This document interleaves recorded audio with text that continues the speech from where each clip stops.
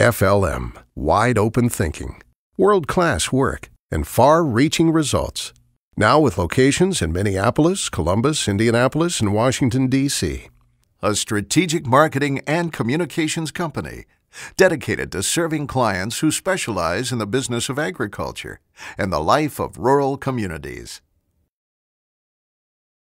Here at the Commodity Classic in San Antonio, Texas, Agri-Pulse editor Sara Wyant hosted a roundtable discussion with Mary Kay Thatcher from the American Farm Bureau Federation and Zack from National Farmers Union. Here's some highlights from the conversation. Well, we sure hope we get immigration reform. I think they're going to burn up a lot of time on trying to figure out the Affordable Care Act and how do we, I'm with John Boehner. I don't think it's a throw it out and replace. I think it's going to have to be more, measured fixes along the way, but that will burn a lot of time. If immigration comes up, it will burn a lot of time. When taxes reform comes up, they will burn a lot of time. For agriculture, I would say it is absolutely not too late. I think we're getting on the late side actually to come up with what we really want in the Farm Bill, because if the House starts drafting House Ag this fall, we've got a lot of work to do to convince them on what we need done between now and then. And I think when we go to the Senate side, they're going to be tied up in hearings hopefully soon for Secretary Perdue, but then for 14 slots at least, and maybe 16 or 17 confirmation hearings. It takes a lot of time. So I think the year will pass quickly, and we got to make sure we grab our part of it. For us, our number one concern right now is the ag economy. We recognize that producers are really hurting. We're taking that message to Congress. So, in light of that fact, we were very thankful that the chairman and the ranking members on both sides have kicked off this process of doing a farm bill so that we can get relief and we can get as robust a packages as possible in the next farm bill. We'll certainly be working towards a more robust safety net. We have been joined at the hip on making sure that there's no budget cuts to our programs. Sure, that will continue going forward, but also I think that we owe it to our members to also do a push to get more funding for agriculture, because certainly if we're negotiating with ourselves, we've seen ourselves lose before. So making sure we at least start out high and then perhaps coming into the middle of what we truly want would be a positive for our members. The countryside went for Trump in huge numbers. So our members are obviously part of that.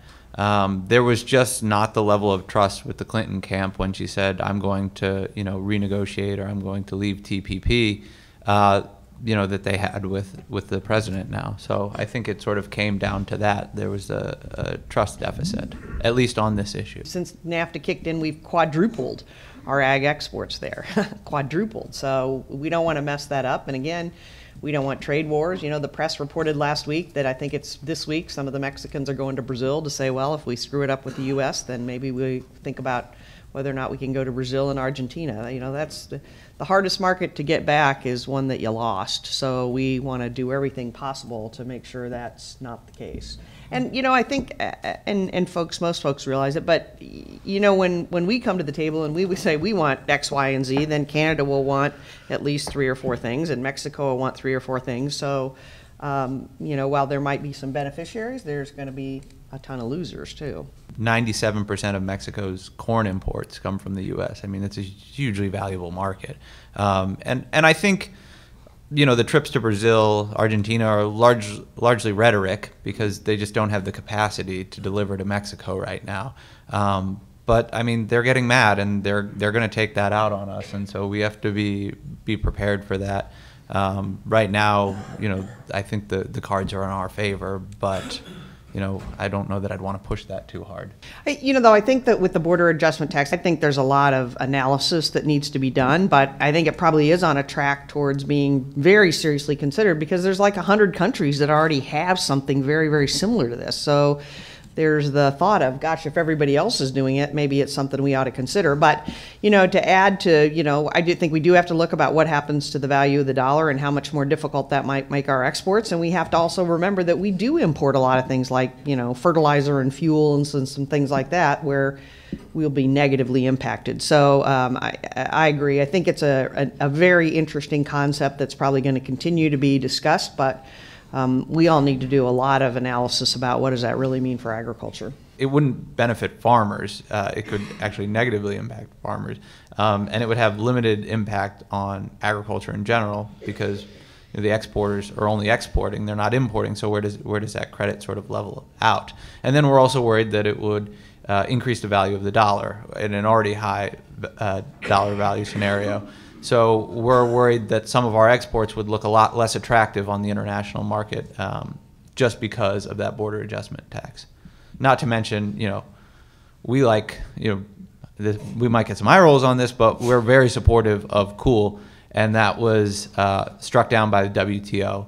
And the WTO clamoring about this border tax gives us pause since we've already been through that fight. I think we got as good a chance of repealing the death tax this year as we've had in, I don't know, maybe ever. The Republicans talk about it in their House Republicans in their tax plan, and the president talks about it. So I think there is indeed a real opportunity. The issue, though, is, and we are supportive of a reformed estate tax. It's currently 5 and 10 million right now, maybe a little bit higher because it's adjusted for inflation. We added policy last year to go to 10 and 20 million. There's anecdotal evidence that this is a problem for farmers, but I would suspect most of that evidence would be pre-2001 when the limit was $650,000. But I don't think that farmers ought to wait and see. I think we ought to be on the Hill, and we ought to be talking about the health insurance tax deduction, and we ought to be talking about stepped up bases and death taxes and the 5 or 6 things that are really important to us, so that as they're writing that package, they have this memory of lots of people up there beating them over the head. When Bayer says they're a chemical company and Monsanto's a seed company, okay, but I don't agree with them. I mean, Monsanto is a major producer of herbicides, but a lot of my producers use. They're a chemical company too. There is overlap. There's significant overlap in the herbicide portfolio. There's overlap in the beans. There is overlap in some of the vegetable products that they have and some of the emerging biologics. So there's a lot of avenues for reduced competition, we think.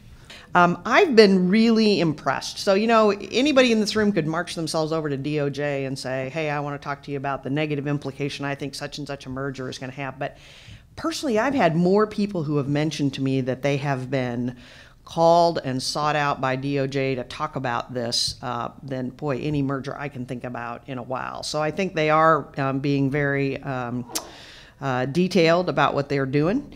I think Perdue is a consensus candidate. We were all on a letter, all the ag organizations in support of him. There are certainly Senate tactics playing out to delay and a lot of these nominees, but Perdue isn't one of them. I'd write the administration. I mean, if you want to get involved, like what's taking so long? It's been 6 weeks since the announcement. We need him, and we need all of his deputies pretty quick here. So, with any candidate, you have to have a questionnaire that they fill out. Then you have to have an ethics clearance. Then they have to prove financially that they've divested of all the stuff that could be, that they could wrongly make decisions on. So the guy's a grain trader, so he's got grain. He's got to either divest it or he's got to put it in some kind of blind trust that somebody else is managing. So that's not an easy thing. And then they have these FBI background checks. And for example, I was told yesterday by someone that got called that Governor Branstad, they had to make 45 calls from the FBI to 45 people that knew Branstad well to say, do you know anything we should know? 45 calls is a lot of calls, a lot. So I don't know for sure that that's how many the secretary gets, but I bet it's pretty close if, Governor Branstad gets that. So as Zack said, it's all about the paperwork. I think he'll be overwhelmingly approved, but he was the last one to get named, so all those FBI people, they're all working on the people who came before him. So hopefully soon.